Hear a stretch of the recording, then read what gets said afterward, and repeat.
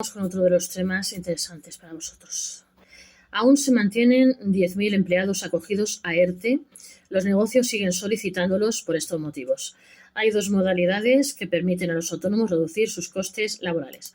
Aunque muchos autónomos lo desconocen, los expedientes de regulación temporal de empleo ERTE siguen vigentes. En 2024 aún quedan 3 modalidades disponibles y hay casi 10.000 trabajadores acogidos a uno de estos 3 tipos de expedientes.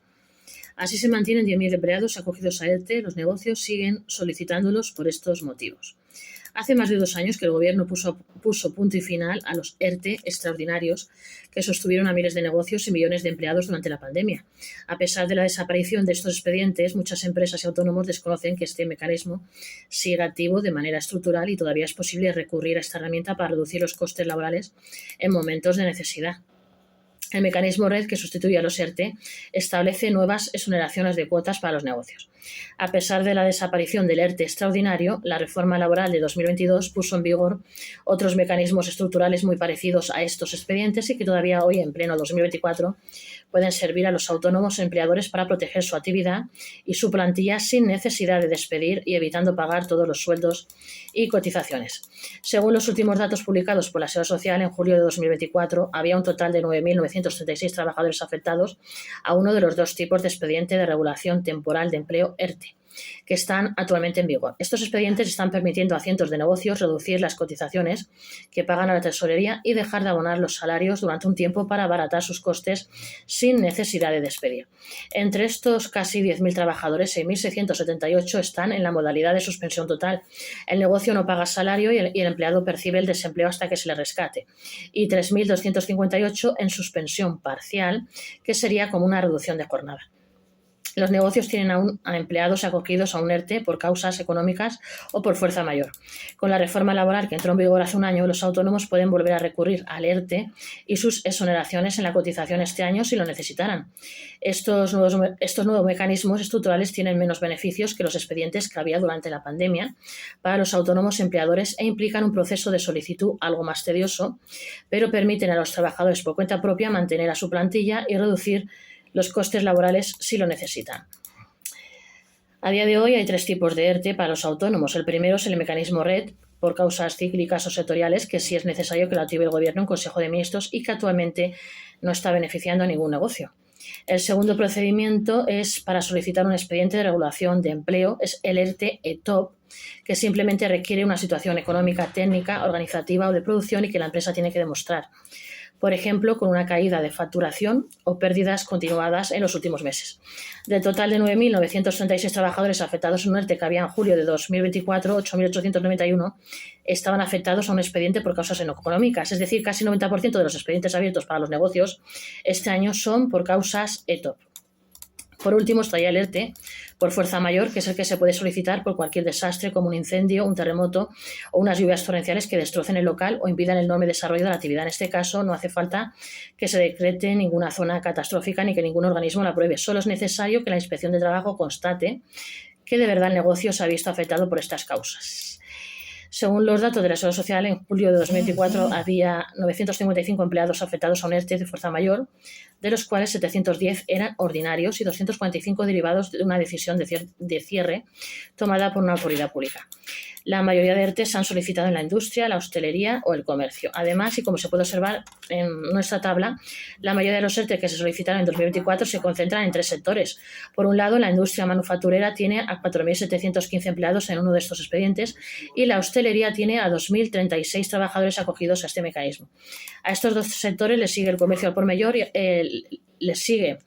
estos 2 sectores les sigue el comercio al por mayor y al por menor, que tiene 949 empleados acogidos a un ERTE. Aquí os voy a enseñar el gráfico para que lo veáis. Cerrar. Este sería el gráfico para ver que lo tenemos. ERTEs activos por sectores en julio de 2024, según la fuente de la Seguridad Social. Para quien interese, nos puede pedir información. ¿Cómo y cuándo pueden solicitar los negocios un ERTE en 2024? De este modo, la nueva reforma laboral prevé 2 posibles medidas en vigor y a las que podrían acogerse los autónomos en este 2024. Por un lado, estarían los ERTE por causas económicas, técnicas, organizativas o de producción ETOP, que van a ser los más habituales para los negocios, ya que estos son los expedientes que acogen a todos los autónomos que hayan sufrido pérdidas económicas o que las prevean. Estos expedientes tienen exoneración en el pago de las cuotas a la Seguridad Social de los empleados, pero solo del 20% están ligados a la formación. Luego está ya la solicitud del ERTE-ETOP. Para solicitar este ERTE, lo primero que deberán hacer los autónomos, aparte de comprobar si cumplen esta causa a partir de balances contables, declaraciones de impuestos, sea remitir una comunicación a sus trabajadores en caso de que no tengan representación, o a los representantes unitarios, delegados de personal o comité de empresa, en la que se informe de su voluntad de iniciar un ERTE por causas ETOP, y con el fin de que estos nombren a una comisión negociadora o representativa a la que se deberá facilitar por parte de la empresa toda la documentación que acredite las causas alegadas. En el caso de que la empresa tenga representación legal de los trabajadores, dispone de 5 días para constituirla, y en caso de que no dispongan de representación legal, tienen 10 días. Esto, en el caso de los autónomos, es muy sencillo. Si el negocio tiene solo 5 trabajadores, lo normal es que la plantilla no tenga representación legal, por lo que los propios empleados tendrán que elegir a uno de ellos para que les represente a todos. El trabajador por cuenta propia tendrá que enviarle la documentación, por ejemplo, un informe en el que comunica a este empleado en representación de todos que se va a hacer un ERTE-ETOP, los motivos y las consecuencias, como reducción o suspensión de jornada. Simultáneamente a ello, el autónomo deberá comunicar a la autoridad laboral, el Departamento de Trabajo, a través de la web de la comunidad autónoma que sea, que se está iniciando un ERTE por causa ETOP, y a partir de ahí se inicia un proceso de negociación que tiene una duración de 7 días en empresas de menos de 50 trabajadores y 15 días en empresas de más de 50 trabajadores. Y es muy importante levantar acta, escribir en un informe de todo lo que se ha tratado en la reunión con el trabajador, en todas y cada una de las reuniones, y negociar de buena fe tanto por la parte empresarial como por los trabajadores. Este periodo de negociación suele acabar con acuerdo, en cuyo caso se remite a la autoridad laboral, y esta lo remitirá a la Inspección de Trabajo para que en el plazo de 15 días se emita un informe en el que se constatará que se ha negociado de buena fe y que consta toda la documentación acreditativa de las causas alegadas. En este acuerdo se tendrán que incluir las medidas que ha adoptado el negocio, es decir, si son de suspensión de los contratos de trabajo o de reducción de jornada. Luego está ya la solicitud de un ERTE por fuerza mayor.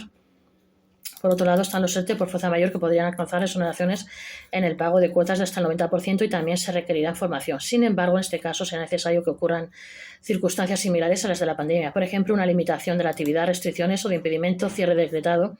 Esto podría resultar interesante para negocios de sectores como la hostelería o el ocio nocturno, o para casi cualquier autónomo en caso de futuros rebrotes del coronavirus. Estos, como ha ocurrido durante la pandemia, van dirigidos a los autónomos que se vean afectados por restricciones o futuros cierres decretados, y son mucho más ágiles de tramitar que los anteriores. En el presente caso, no hay negociación con los trabajadores, sino que se debe remitir el expediente ante la autoridad laboral para que constante o no la existencia de la fuerza mayor, es decir, si concurre o no. En este caso, como ocurrió durante la pandemia, se deberá recabar también el informe de la Inspección de Trabajo y Seguridad Social, que también se reproducirá sobre si existe o no fuerza mayor. En este supuesto, lógicamente, la fuerza mayor es fácil de acreditar si existe, por ejemplo, una determinada limitación de horarios o aforos, o si ha habido una lluvia torrencial que ha inundado el local. La autoridad laboral debe resolver en el plazo de 5 días desde la solicitud y únicamente constatar su existencia. En caso de que no resuelva, el silencio administrativo es de carácter positivo y se entiende que concurre la fuerza mayor. Constatada la fuerza mayor, el negocio podrá aplicar la suspensión y reducción de jornada de los contratos de trabajo. No olvidéis suscribiros a este vuestro canal Gestory y autosuscribirse.